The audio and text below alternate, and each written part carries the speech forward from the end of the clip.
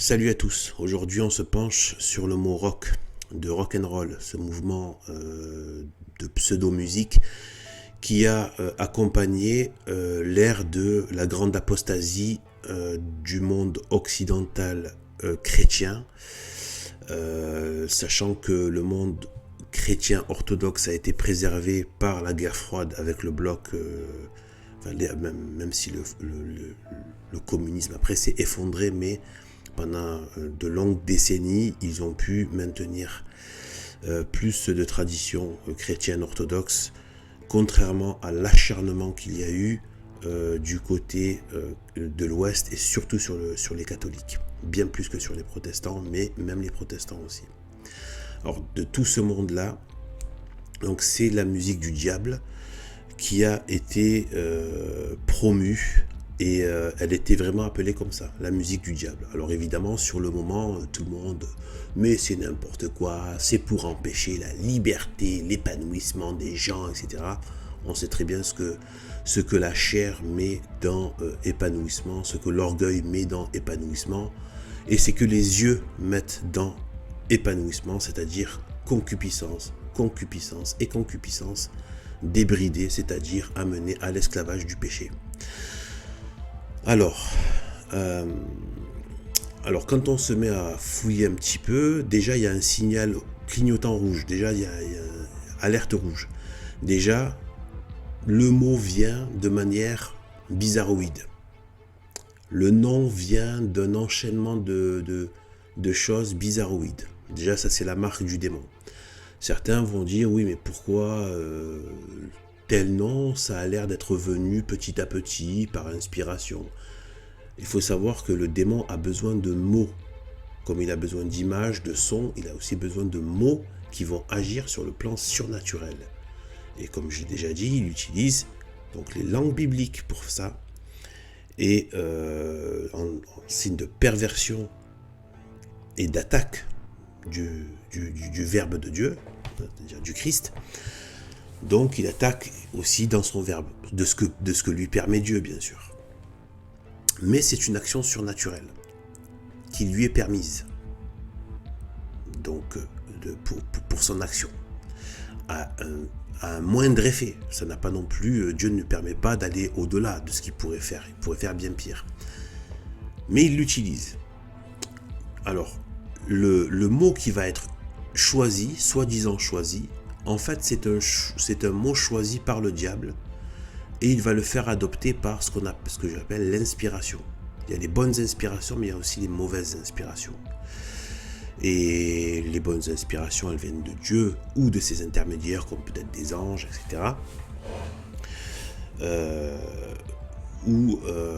Voilà. Et les mauvaises inspirations viennent de Satan ou des démons. Ou des personnes qui sont justement elles-mêmes sous l'influence, sous l'infestation satanique. Alors, le rock, ça vient de... Donc on va voir comment ça s'est défilé au fil du temps, ça s'est déroulé le nom.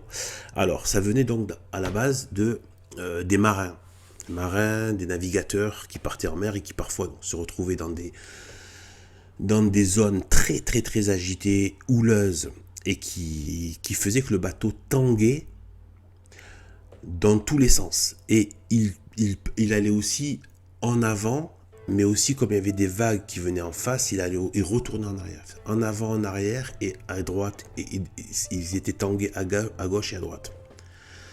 Et bon, petit à petit, c'est devenu populaire. Donc rock and roll, c'était lié à ce mouvement qui se faisait dans la navigation quand le bateau tanguait dans les quatre sens, que je viens de dire.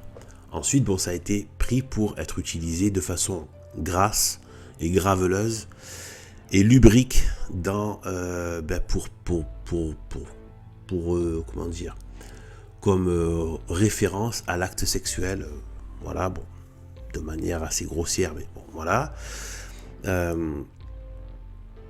Donc l'acte sexuel. Et en fait, quand il a commencé à y avoir cette musique endiablée, qui n'avait pas encore vraiment de nom, et comme vous pouvez voir sur la photo où on voit donc, là où j'ai mis donc, rock and roll avec ces danses là en couple endiablé très sexuel, eh bien ils ont repris ce mot qui était voilà de rock and roll, qui était passé de la navigation à une figuration de l'acte sexuel, et donc voilà, ça veut bien dire ce que ça veut dire. Il y avait un caractère déjà sexuel et endiablé au niveau de l'impureté et de l'envie de la luxure, et qui se faisait donc de manière publique.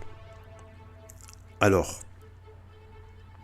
avec ces danses-là, qui étaient très répandues, on a tous vu ça, eh bien, donc vous voyez bien que, voilà, c'est pour ça que ça arrivait dans une société qui était encore chrétienne. C'est-à-dire que même ces femmes qui dansaient comme ça, elles avaient encore de la tenue par rapport à ce que c'est devenu ensuite. Maintenant, c'est le twerk et la débauche totale. Donc, ça, c'était l'origine. Ensuite, c'était une émission de musique qui avait dans son nom le mot rock'n'roll. Et bien, petit à petit, ils ont commencé à appeler ce type de musique un morceau de rock. Et c'est à partir de là que tout est arrivé. Voilà, donc après c'est resté, et rock, donc ça vient de là. Alors, rock, le rock, donc après il y a donc au niveau du, comme j'ai mis à gauche là, langage occulte du démon Satan. Alors le mot rock, eh bien en hébreu ça veut dire crachat. Voilà, cracher, crachat dans le sens de cracher sur quelqu'un, pas un crachat par exemple si on a des problèmes des glaires, on est malade ou quoi. Là c'est crachat dans le sens de cracher sur quelqu'un. Donc là on voit vraiment le crachat fait à la société chrétienne, au monde chrétien, pour sa destruction. Et aussi on dit d'ailleurs cracher son venin, parce que le serpent crache son venin par ses dents, il crache son venin. Voilà. Eh bien, c'est un crachat, dans le sens de crachat, dans le sens sale, de souiller, mais aussi de venin. Voilà. Donc, là, on voit on voit la marque de Satan. Il y a le crachat et il y a le venin.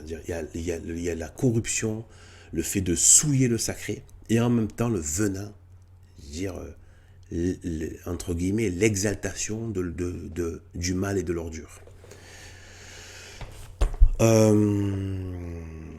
Ensuite, il faut voir donc, que le rock était donc farouchement anti-chrétien, comme son successeur le rap. Le rap, d'après mon analyse, c'est le rock qui a mué comme le serpent. D'ailleurs, le serpent, encore une fois, qui a changé de peau, mais c'est la même bête qu'il y a derrière, et c'est toujours de pire en pire. Comme un serpent, il change parce qu'il grandit. Et c'est pas juste parce qu'il fallait changer pour varier. Non, c'est pas juste pour varier. C'est parce que le démon a tellement grossi avec le rap, avec le rock, qu'il lui fallait une nouvelle peau pour contenir le monstre qu'il est devenu. Donc le rap est bien plus dégueulasse que le rock, qui était lui-même déjà une ordure. Le rap a donné lieu petit à petit au délire du twerk.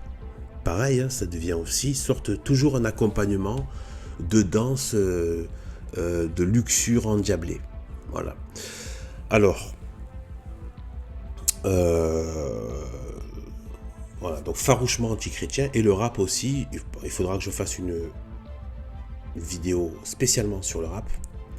Le rap qui est dans la même lignée, aussi anti-chrétien. Et là en plus, étant donné la forte influence du milieu de l'islam dans les quartiers où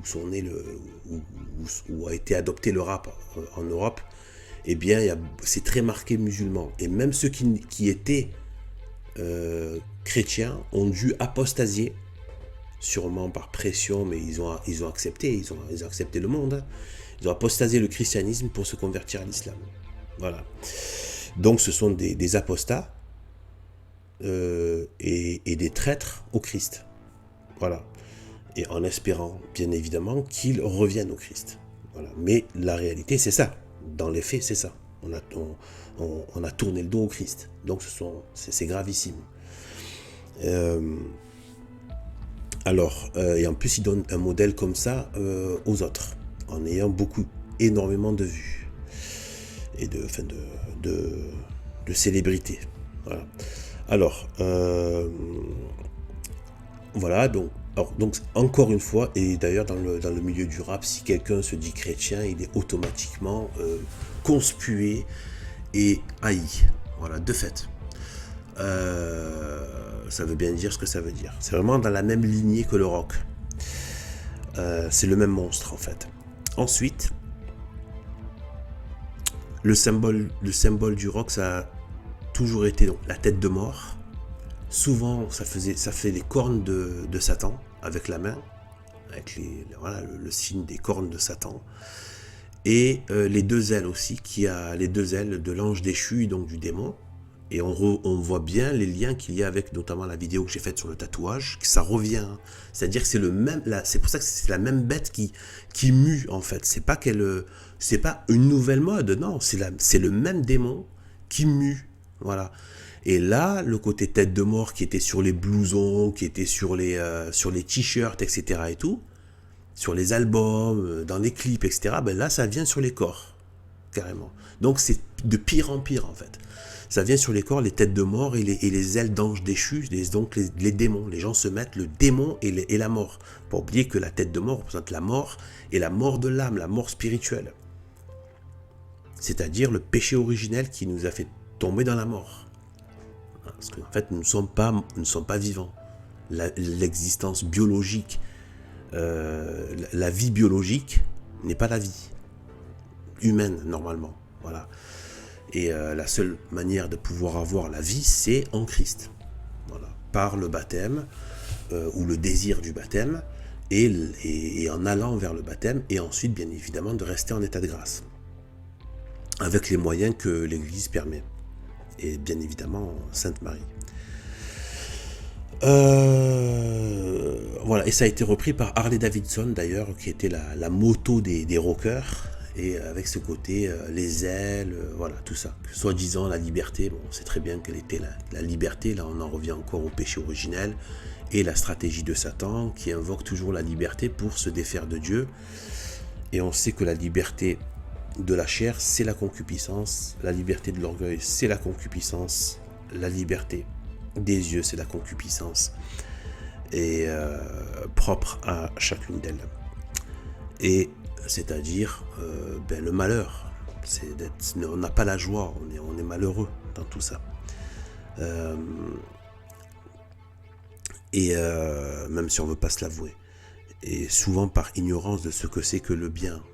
Quand on a goûté à la joie d'être en Christ, le bonheur d'être en Christ, je ne dis pas que c'est facile d'y rester parce que la tentation est toujours là, la chair est toujours là, les concupiscences sont toujours là, mais quand même, c'est plus facile de se dire j'ai su ce que c'est que d'avoir cette joie dans le cœur.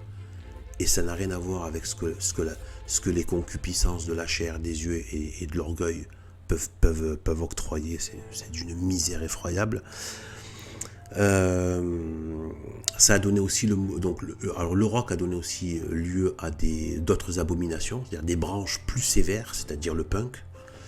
Le punk aussi, peut-être faudra que je fasse une vidéo là-dessus. J'ai toujours pas décelé pour l'instant tout ce qui est punk et rap. J'ai pas encore eu les lumières nécessaires pour savoir quels sont les liens vraiment occultes qu'il y a là-dedans.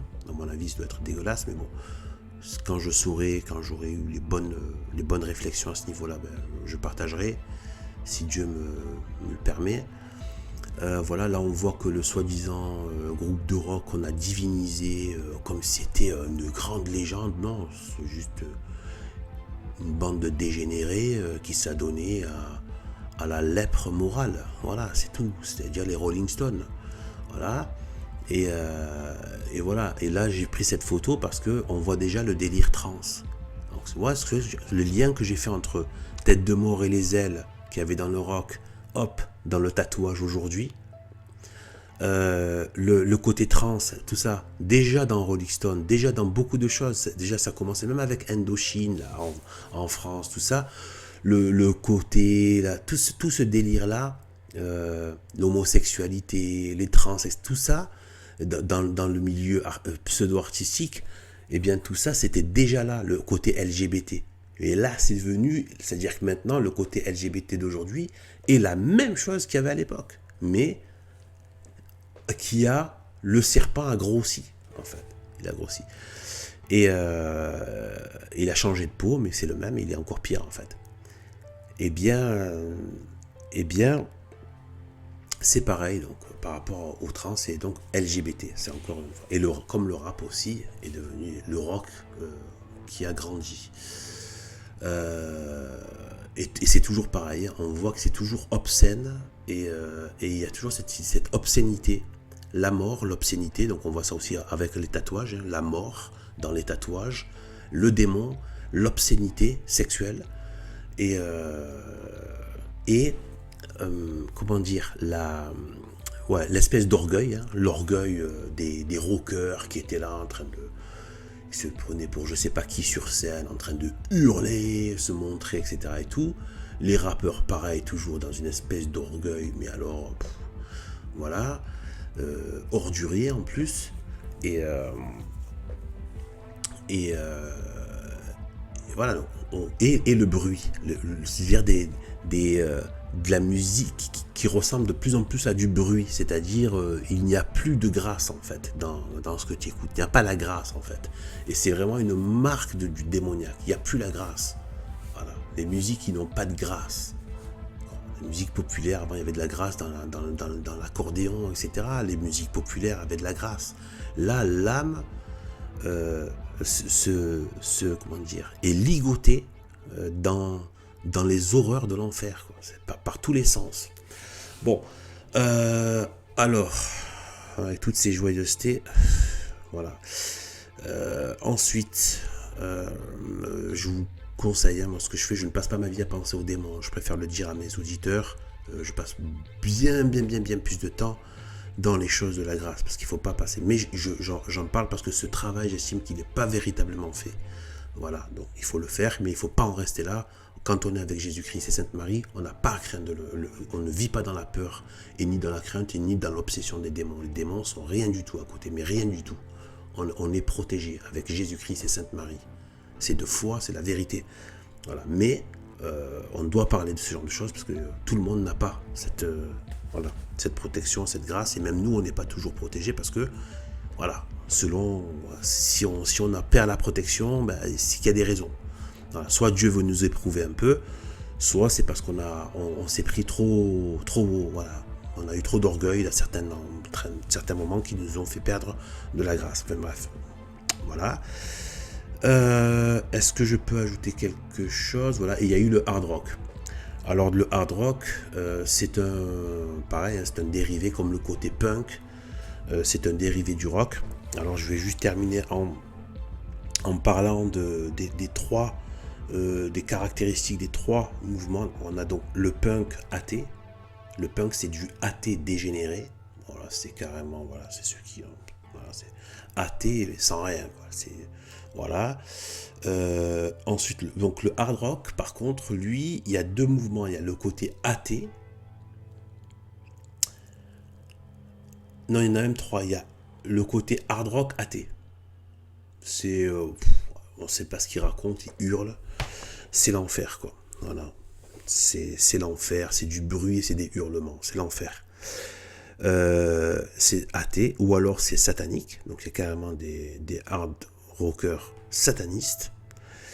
Donc carrément, ils vont, voilà, c'est l'aboutissement, voilà, ceux qui ont bien compris le rock, qui le mènent au bout. Ce sont les, entre guillemets, déséquilibrés du rock. Et il y a les païens, ce qui est une autre forme de satanisme, mais eux qui donnent un petit saupoudrage, qui mettent un petit saupoudrage pseudo-spirituel, antique, le côté viking ou que sais-je, et le côté païen. Voilà, ils vont ressortir le côté païen, voilà, des groupes de hard païens. Et après il y a le rock, ce que j'appelle le rock, donc ce qui est appelé le rock grand public. Voilà, c'est tous les groupes de rock qu'on a connus, qui sont passés dans le côté des tubes, tout ça. que moi j'appelle le rock, donc c'est le rebelle pseudo-romantique. Voilà. C'est-à-dire que ça vendait une rébellion fun.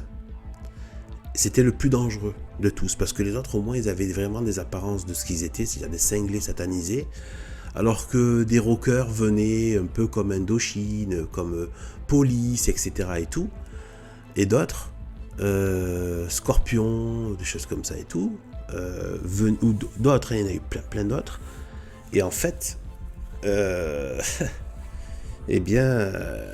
vérité, c'était peut-être encore beaucoup plus, ça fait beaucoup plus de mal parce que ça a inoculé à dose homéopathique le même esprit dégueulasse et maudit de rébellion, d'insoumission, de détestation de l'ordre religieux, etc., etc.